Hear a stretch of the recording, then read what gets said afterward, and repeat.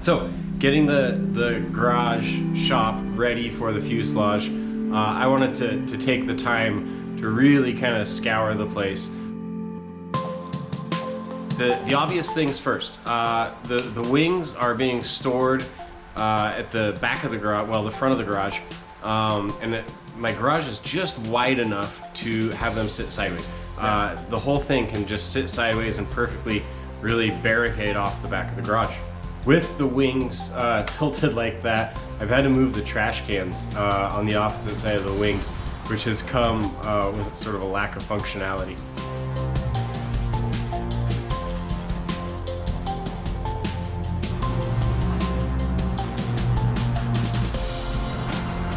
I went ahead and added some pegboard.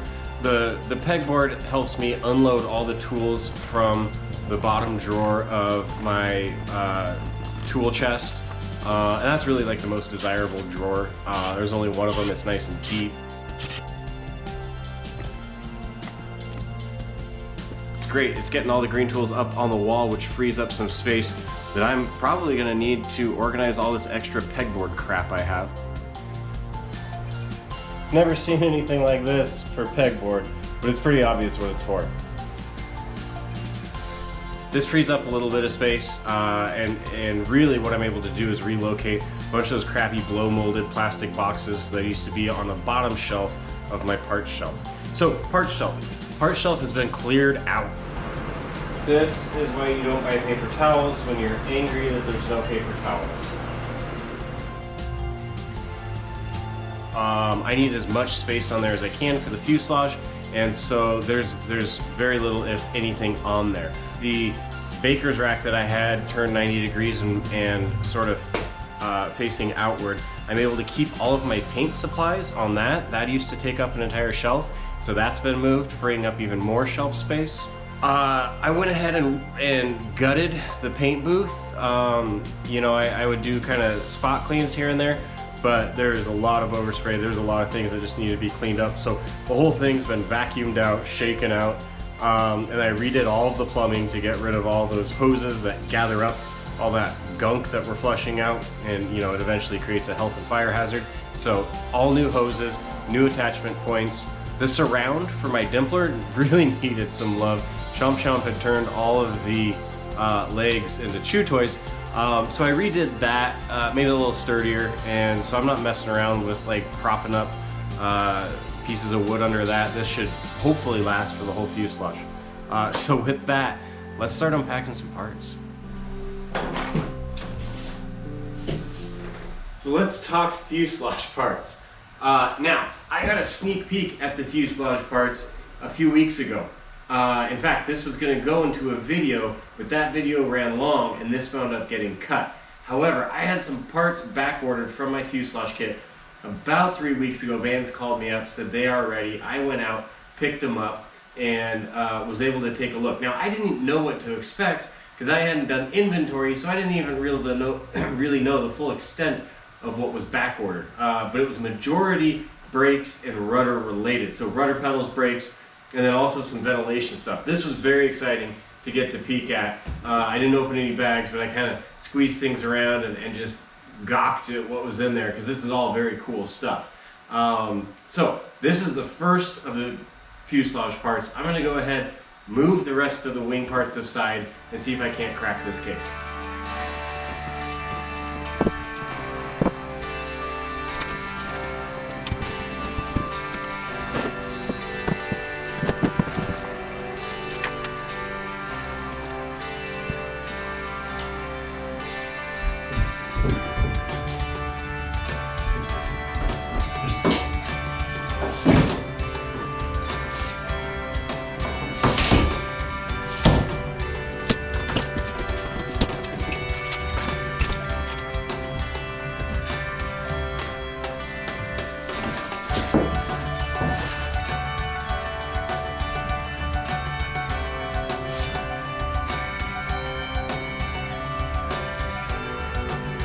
Amazing.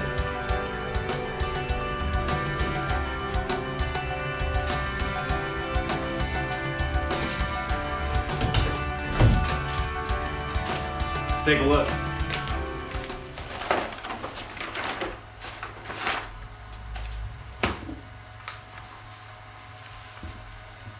external step instructions, inventory.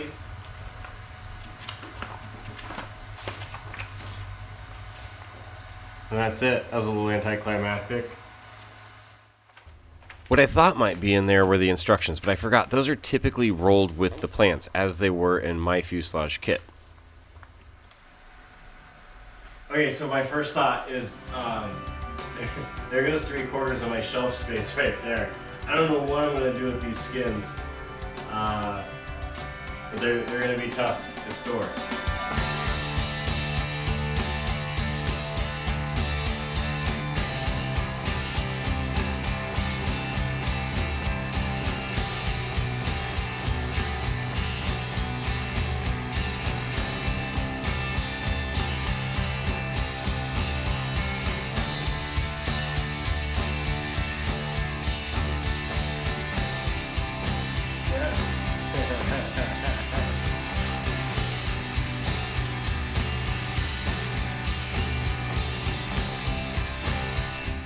Okay, I don't intend to show you the entire unboxing. I think there's plenty of those on the internet, and it's not all that interesting.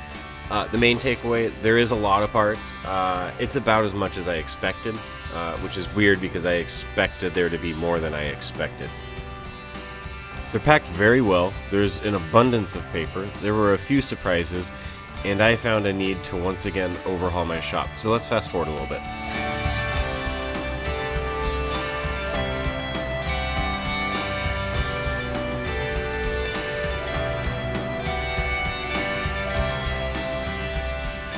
Alright, so the skins take up way too much space on the shelves down there, and I think that's pretty valuable space. So I've decided we'll move Phil here in the airplane. His name's Phil. And I'm just going to put up a white melamine shelf up on the wall, and then I can keep all the skins, the oversized skins, stored flat up against the wall. I just want to say how freaking excited I am to be making an airplane, to be making the fuselage, to be making these videos, even to be making this shelf. One of the things that makes this all so much fun is hearing from you, hearing what projects you're working on and hearing what you think of the videos. If you have something to say, throw it in the comments below and I'll be sure to respond.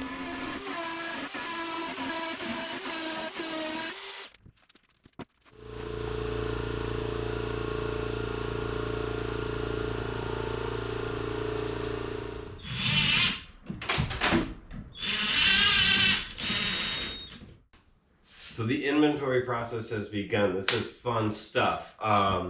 My first steps, this is the same process I used on the wings. It worked great, so I'm replicating it here.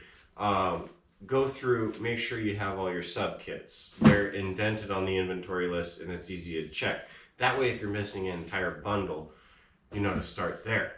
In addition to the sub kits, there's a number of pieces, large skins, weldments, things like that. They're packed loose. Those I've inventoried and put on the shelf. Then it's time to break into the individual subkits. Starting at the top of the list, I'm just going down and making sure every individual part is there. At the end, I will hit the hardware box, which I anticipate to take probably an entire day in and of itself. So some problems arising with the first subkit. I'm missing a number of parts. And I've gone through the entire kit. I've got about 6 large parts here that were not in the kit. Now my hope is that they were packaged with another subkit, either by mistake or out of ease because they were similarly shaped. But at first glance, I don't really see them peeking out anywhere, and I know what they look like. This problem might be compounded by the fact that my fuselage has sat for 6 months. Now if you remember, I got the fuselage way earlier than expected, and the wings a bit later than expected, but I didn't want to alter my build order. When I made that choice, I chose to take on the responsibility of any missing parts by myself. That may be a choice I regret as I start to look through and realize that I'm missing parts. I'm going to keep moving, and I'm going to see if they don't turn up by the end. I guess I'm going to need to reach out to Vans.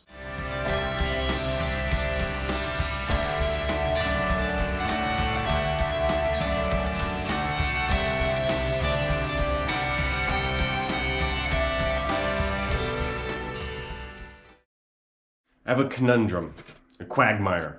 It's the same one that's popped up in the tail and the wings, now the fuselage. You wind up with sub-hardware kits, and sometimes those sub-hardware kits contain very generic pieces. So the question you ask yourself is, do you keep them all together and then put them all in a bin intermingled and call it the, in this instance, crotch strap sub-hardware kit?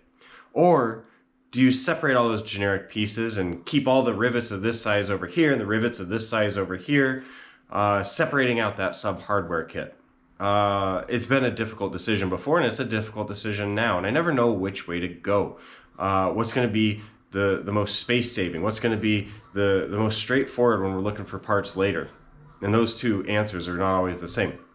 I've come to the conclusion by this point in the build, you do a bit of both. And so that's what I'm going to do here. We'll take some of the really generic rivets and we're going to keep them all together. And that way, if I run out of some from the crotch strap hardware kit and I need to pull from the other area, I have one big bin and I always wind up with enough parts in the end, so that's great.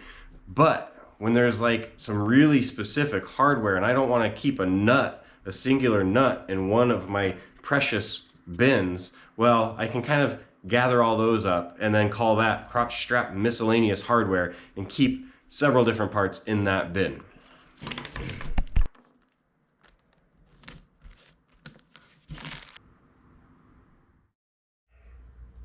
So the hardware box, much like the big box, but smaller. Everything's divided up into different hardware bags. There's a lot of parts often mixed in the same bag. So first go through, make sure you have all the sub-hardware bags, check those off, then dive into each one. Now, the hard part is, again, that conundrum of, do I divide things up, do I try and keep them together, and how am I going to fit them all in my parts bins? And often those two are very interconnected. My decisions on how to divide things up are often driven by how many bins is this going to take up, and then also what's going to make the most sense moving forward.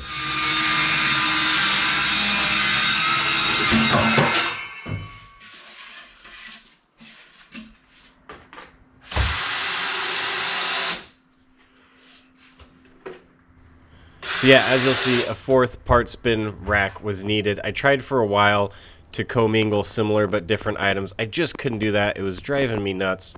Also driving me nuts is the fact that the new bins are distinctly different than the old bins, but I'll get over it. What I wound up doing in addition to this, because even 4 bins was not enough, is having to get a separate parts organizer for things that I've only got 1 or 2 of. Alright, there's still a few things in here that need to be organized, but I'm about fed up. It's been about 2 weeks of cleaning and organizing since I've cracked this thing open. I'm going to get to it. This is the firewall. This is where we're going to start. This is where the engine's going to hang, and we got a lot of work to do on it before we get it to that point. Now, I'm determined to be the first person in history not to lacerate myself on this, so before I get moving at all on the firewall, I'm going to take a little time to deburr.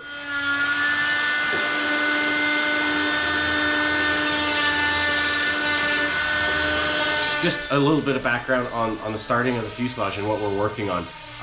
The firewall is the separation of the cabin from the engine compartment. And it's literally there as a firewall.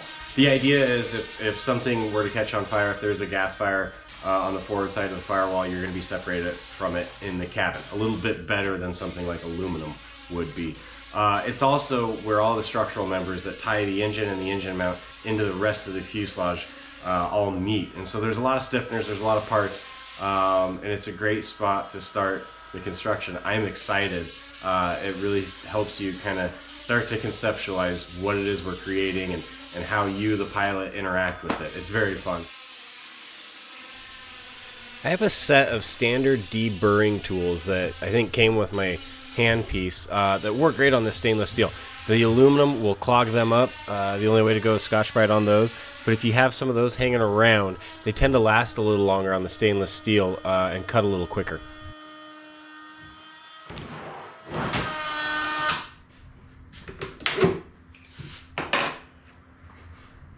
Well, I'm not sure if that helped or hurt.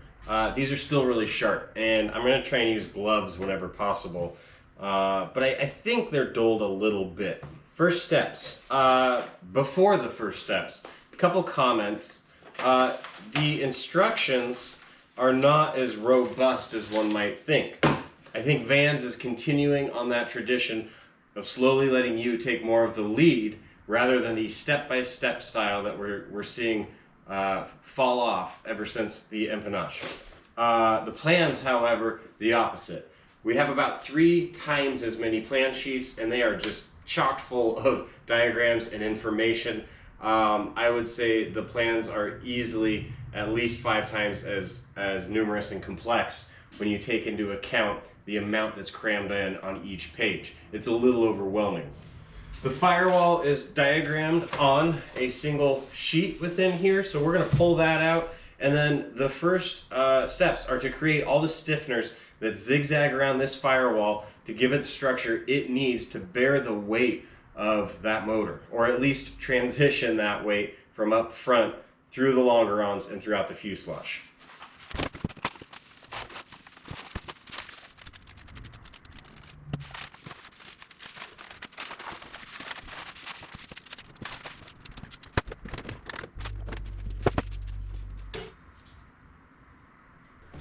So this is a pretty standard position at the beginning of the build. You got your inventory out, you got your instructions out, and you're taking a long time analyzing both of those things.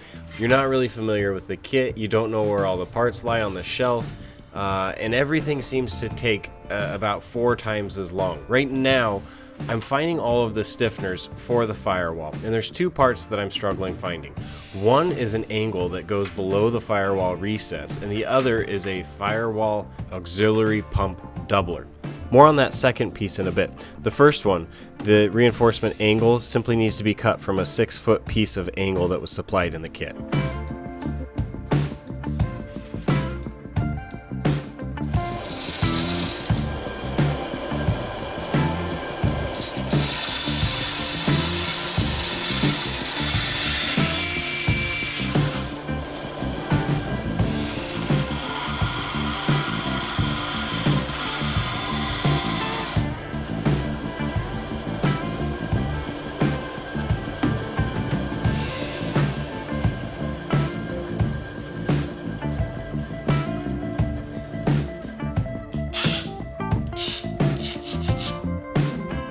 Some big brackets in the mix with these first parts made from this ginormous piece of 2" by 2.5" 3/16 inch thick aluminum.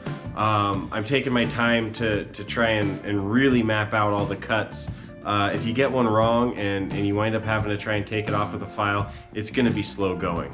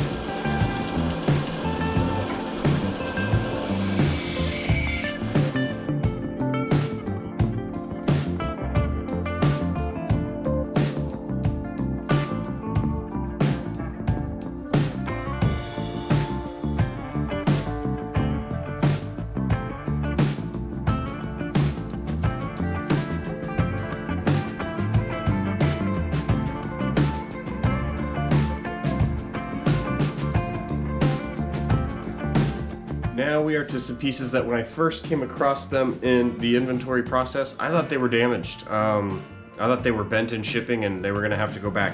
Those bends were intentional. They are the start of forming a lift in the end of each of these stiffeners so that it can overlap another stiffener. I went as far as to call Vans and had a chat with a gentleman over there about these parts, to where they acknowledge the forming is not ideal. It's a start. It's up to the builder to take it the rest of the way home. You can see that where there's supposed to be a lift or a joggle in these, we sort of just get a bulge outward and kind of in the wrong direction.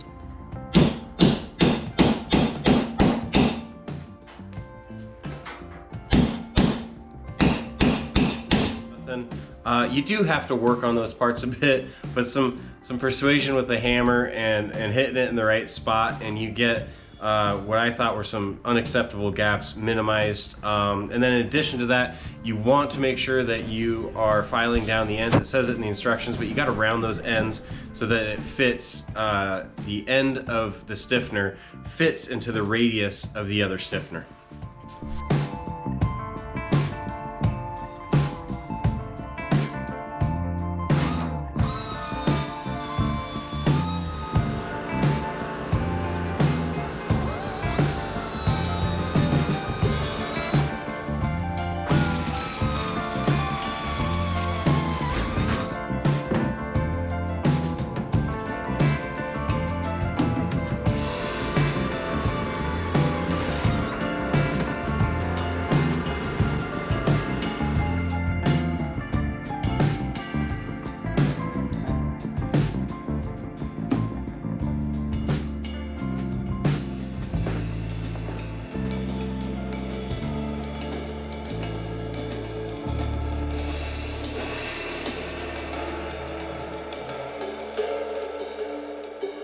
So we got all the pieces in their fit. Aside from one piece, there's a fuel auxiliary pump doubler that I can't find. It's not on my inventory, and I'm gonna have to do some research to see if that piece still exists or if that's a bygone era.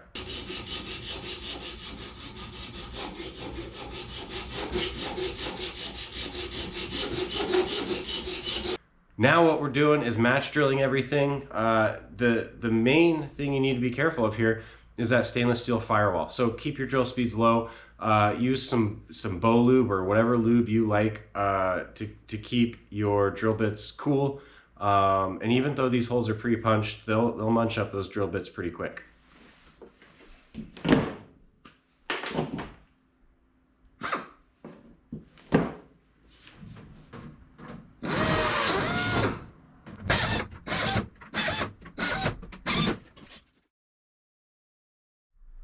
I wanted to share some final thoughts about the inventory process, having just gone through it. You want to inventory your kit. You want to do it within the 30 days allowed, and you want to be thorough. You want to measure each bolt. You want to make sure that each rivet is the size that it's supposed to be.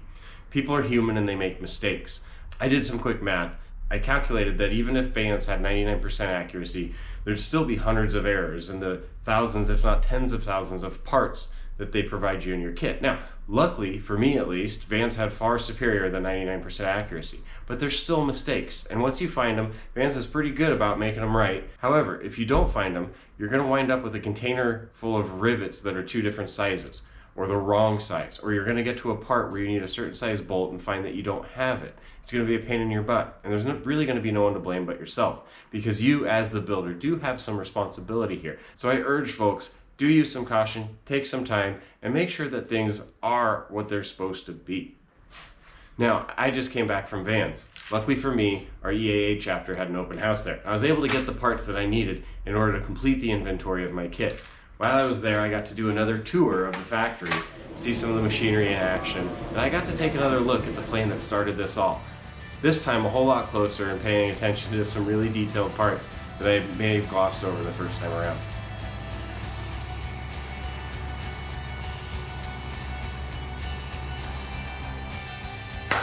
Well, I think that's probably about time to wrap it up. And even though we just barely got started on the firewall, I feel like we got a lot done. We got the garage organized, we got it clean, we made a mess again. It's kind of typical. Hey, I want to thank everybody for watching. If you like it, subscribe, hit the thumbs up button, and I will see you next time. We'll get this firewall finished up and see what's next. Thank you for watching Ryan Flies.